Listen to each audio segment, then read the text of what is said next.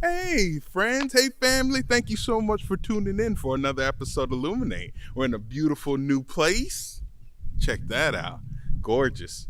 Yes, and my co-host, Lil Leon. Say hi.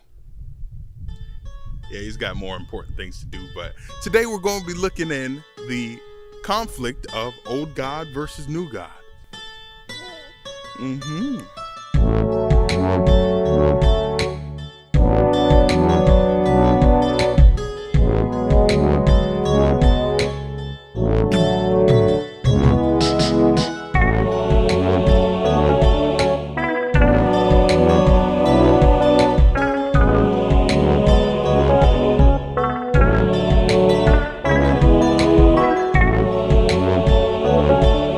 Yes, this depiction is something that I've heard of many, many times. It's thank goodness we live in the New Testament time. Old Testament God, he was harsh. I think that there is some truth to that, as the new covenant is the fulfillment of the old covenant. But if God is eternal and he himself says, I am the same yesterday, today, and tomorrow, how can those both exist when they seem like an apparent contradiction?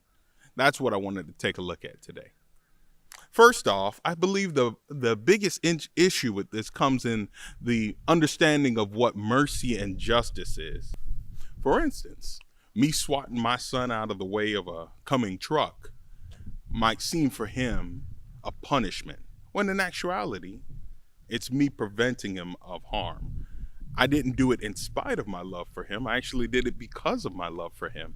And in the Old Testament, we continue to see these stories over and over again of where God has come down harshly on his people, harming them to keep them out of the way of something that is worse.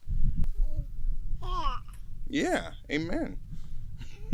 Also, a couple points that I believe blend together are our time frame is just so limited. When we look at the Old Testament, it's over 3,000 years contained in that portion of the Bible. New Testament is about 44 years. In fact, there are chapters in the Old Testament that cover more time than the New Testament altogether. Just to put that in perspective, the books of 1 Kings and 2 Kings actually cover more time than America has been a country.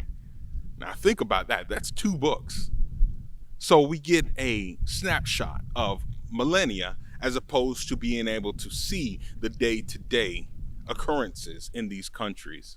So taking a look at those facts put together, you see that when God, in the beginning of the chapter, sees the terrible things that these people are doing and waits all the way 60 years before he doles out punishment, you see how merciful God is, allowing people to change and to make their own decisions. But you also see justice and how justice steps in and says, I cannot allow my poor people to be taken advantage of. I cannot allow the weak and defenseless to be continuously abused.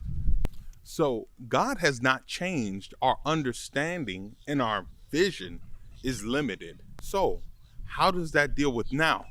Why doesn't God strike people dead? Boom. You said something wrong? Boom. You lied in church? Boom. I will admit that God doesn't deal with man the same way today as he did in the past. And if God is unchangeable, unmovable, same yesterday, today, and tomorrow, that must mean there's a difference with us. As I picture it, I believe the best way of looking at it is looking at all of humanity as one being. For example, let's look at Leon.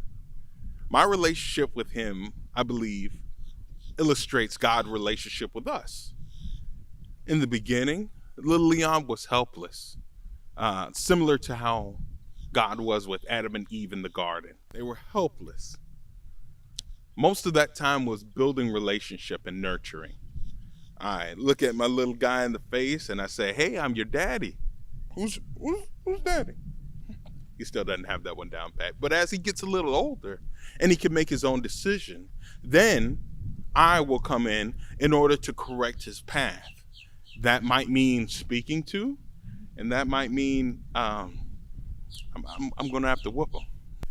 But It's a correction. And that's what we see in Old Testament. In humanity's infancy and childhood, there was a lot of correction needed. Why? Because God didn't love them? No. In fact, I love my child so much that I don't want him to be tainted or his life to be altered by certain things that he believes are good.